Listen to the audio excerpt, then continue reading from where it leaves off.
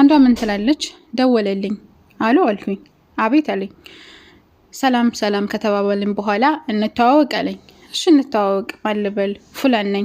አንቺስ ማን ትባያለሽ? ፉላን ነኝ። ተዋወቅን።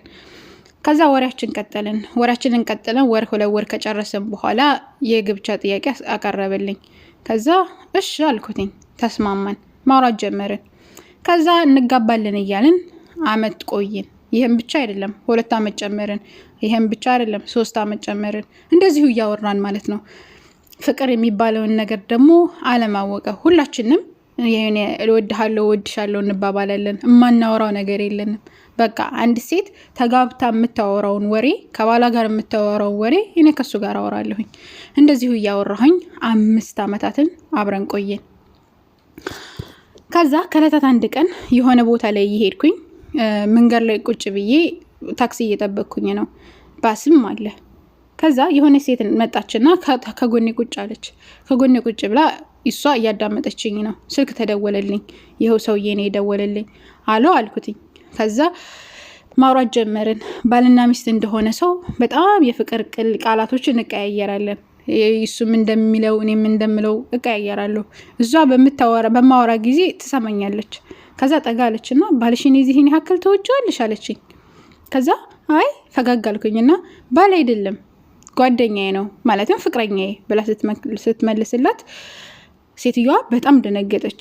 እንዴ ሙስሊም አይደለሽም እንዴ ስትለኝ አይ ሙስሊም ነኝ ምን ነው አልኳት። ከዛ ይሄን ነገር አላህ ይፈቅደዋል ስትላት አይ አላህማ አይፈቅደውም ግን እኮ ልንጋባ ነው አለቻት። ከዛ በኋላ ስንት አመት ሆናችሁ ስትላት 5 አመት። 5 አመት ሙሉ አልተጋባችሁም? በእንደዚህ ወሬ እያወራችሁ ነው?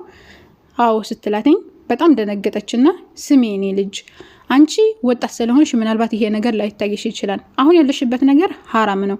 ልንጋባ በሚል በዚህ ሁኔታ 5 አመት መጨረስ ማለት ትልቅ ወንጀል ነው። ያላህ Subhanahu Wa Ta'ala ሁድን ማለት ነው። ያለህን ህግ አትጣሺ። ይሄንን ግንኙነት ከቻልሽ አቁሚው። ካልቻልሽ ደግሞ እሱ የእውነት የሚወድሽ ከሆነ አንቺ እንደምትይው እንደዚህ እንደምትለዋወጡት የሚወድሽ ከሆነ በአባትሽ በር ይምጣ አለቻት። ከዛ ሴትዮዋ ተነሳችና ትታት ሄደች። እሷ ግን አእምሮዋ ላይ ይሄ ንግግሩ አልቀረም። እውነት ለምንድን ነው ያልተጋባ ነው? እስከዛሬ ድረስ አገባሻለሁ ከሚል የዘለለ ምንድነው ያደረገው? ምንም ነገር እኮ ያደረገው ነገር የለም። እኔም ደግሞ ያለህን ድንበር እየጣስኩ ነው። እውነቷ እኮ ነው። አእምሮዬ ላይ ሊቆም አልቻለም። ወደ ታክሲው ሄድኩኝ፣ ተሳፈርኩኝ። ከደረስኩበት ደርሼ ስመጣ ራሱ የሷ ንግግር ከጭንቅላቴ ሊወጣ አልቻለም። ሁሉም ሰው የኛን ግንኙነት ያውቃል። ለምንድን ነው ተመልቶ ያላገባኝ? እስከዛሬ ድረስ ለምን አቆየኝ የሚለው ጥያቄ ደጋግሞ ጭንቅላቴን ይቆረቆረዋል። ከዛ ደወልኩኝና ጠየቅኩትኝ። እኛ ግን እስከዛሬ ድረስ ለምንድን ነው አልተጋባን? ለምንድን ነው ማንጋባው ብዬ ስጠይቀው አይ እስከዛሬ ድረስ ያልተጋባነውማ ቀስ ብለን እንጋባለን። አሁን የሆነ ነገራቶች መስራት ያለብኝ ምናምን የተለያዩ ብዙ ነገራቶችን አወራ። ብዙ ለባርባራራ ሞከረ። ፍቅራችን ምንድነው ምናምን ለማለት ሞከረ። ብዙ ነገራቶች ለማውራት ሞከረ። ከዛ በኋላ ሴትዮዋ እንዳለችኝ የምትወደኝ ከሆነ በአባቴ ብር ናቶሎና አባቴን ጠይቅ የሸርዓው በፈቀደበት መንገድ እና ካልመጣህ ግን በቃ እዚህ ላይ መለያየት አለብን አለችው። ከዛ በኋላ ሰውየውም ትንሽ ቢለምናት ቢያደርጋት ቢሰራት እምቢ አለች። አይ ሊሆን አይችልም ምናምን ስትለው እርግጠኛው ቁርጠኛ መሆኗን ሲያቅ በቃ እንለያይ አላት። ሰማይና ምድር ተንቀጠቀጠባት። በጣም ደነገጠች። እስከዛሬ ድረስ እወድሻለሁ ስትለኝ የነበረው ዋሽተህ ነው ማለት ነው? አይ መውደድማ እወድሻለሁ፣ ነገር ግን ልንጋባ አንችልም ማለት። ከዛ እንትኑን ይሄ ስልኩን ዘጋና በዛው ጠፋ። እሷም ስልኳን ብሎክ አደረገች። ያን ነው የያዘችውን ስልክ ቀየረች።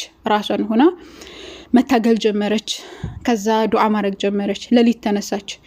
አላህዬ በቃ ወደ አንተ መልሰኝ እያለች ራሷን እንትን ማለት ጀመረች። አንዳንድ ጊዜ በቃ አንተ በትክክለኛው አመላለስ እሱ መልስልኝ እያለች ዱዓ ታደርጋለች። አንዳንድ ጊዜ ደግሞ ከልብ ያውጣልኝ እያለች ትለምናለች። የኔ ጥሩ ከሆነ መልካም ከሆነ ትክክለኛ የሆነ መመለስን አንተ በምትወደውና በምትፈቅደው መንገድ መልስልኝ። መጥፎ ከሆነ ደግሞ ለኔ አዱንያን አኺራን የሚያበላሽብኝ ከሆነ ከኔ ውስጥ አውጣልኝ እያለች ዱዓ ማድረግ ትጀምራለች። ከዛ ይሄ ከተከሰተ 2 አመት አለፈው። 2 አመት አለፈው። ቤት ውስጥ ቁጭ ብላ እናቷ ከውጭ ትመጣለች። እንዴት ዋልሽ ልጄ?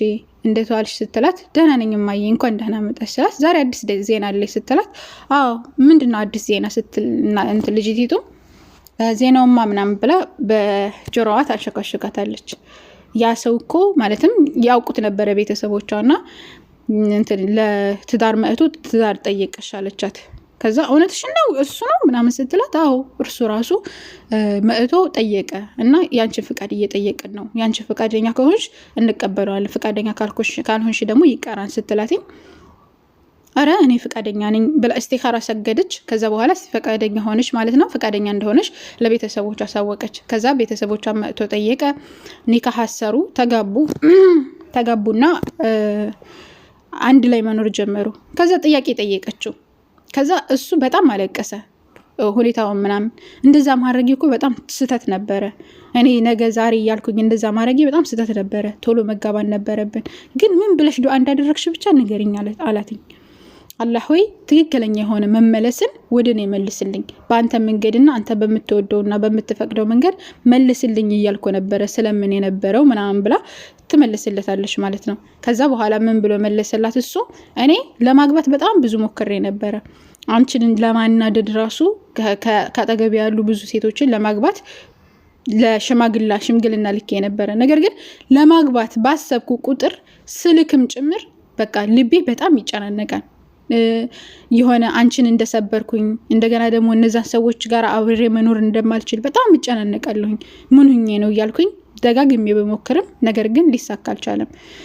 ከዛ አንቺን አሰብኩኝና እስቲኻራ ሰግርኩ። እስቲኻራ ሰግጄ ሙርታህ ወይም ደስተኛ ሲሆን ወደ አንቺ ላኩኝ። አሁን በጣም ደስተኛ ነኝ ብሎ ይመለሰላታል ማለት ነው። ምን ልላችሁ ፈልጌ ነው ከዚህ ታሪክ የምንማረው ነገር ምንድነው? በዚህ ሁኔታ ውስጥ ያለ እጅግ በጣም ብዙ ሰዎች አሉ። በተለይ ደግሞ በቃ ዲን ያላቸው ተብለው ራሱ ኢማን ያላቸው ተብለው ራሱ በጣም ብዙ ሰዎች በእንደዚህ ሁኔታ አሉ። አንድ ሰው የሚወዳችሁ ከሆነ ትክክለኛ ሰው ከሆነ ቀጥታ ነው የሚያገባችሁ እንጂ ጊዜያችሁን አይወስድም፣ አይጨፈጭፍም። እንደገና ደግሞ እወድሻለሁ፣ አፈቅርሻለሁ፣ ምን ትስልሻለሁ የሚለው ንግግር ራሱ ሌላ ህይወታችሁን የሚያመሰቃቀል ነገር እንደሆነ ማወቅ አለባችሁ። ህይወታችሁን እንዲመሰቃቀል ካልፈለጋችሁ በስተቀር ፍቅር ተብሎ የሚወራው እንግዲህ ሲጀምር ከትዳር በፊት ይሄ ፍቅር ማውራት ምናምን የሚባል ነገር የለም። የሆነ ሰው ልትወዱት ትችላላችሁ፣ ነገር ግን ስትወዱት በልባችሁ ነው እንጂ ውጭ አውጥታችሁ ለባላችሁ መናገር ያለባችሁን ነገር ለተዋወቃታችሁት ወንድ ወይም ደግሞ ወድሻለሁ ብሎ ለመጣው ወንድ ሁሉ እወድሃለሁ እያላችሁ መልስ አትሰጡም ማለት ነውና ትክክል የሆነ ነገር አይደለም። እንደዚህ አይነት ሁኔታ ላይ ካላችሁ እንደው አላህ ያን ሰውዬ ለእናንተ ካለው በትክክለኛው መንገድ አላህ ያመጣዋል። የእናንተ ካላለው ግን ከእናንተ ውልቅ ብሎ ይሄዳል እንጂ እንደዚህ ብሎ ያኒ ያላህ Subhanahu Wa Ta'ala መንገድ እንድትጥሱ አያደርጋችሁም ማለት ነው። ስለዚህ ከዚህ ታሪክ የምንማረው ትልቁ ነገር ምንድነው? አንድ ነገር ለአላህ Subhanahu Wa Ta'ala ብለን ከተውን አላህ Azza wa Jalla የተሻለና የተመረጠ አድርጎ እንደሚያመጣልን እንረዳለን።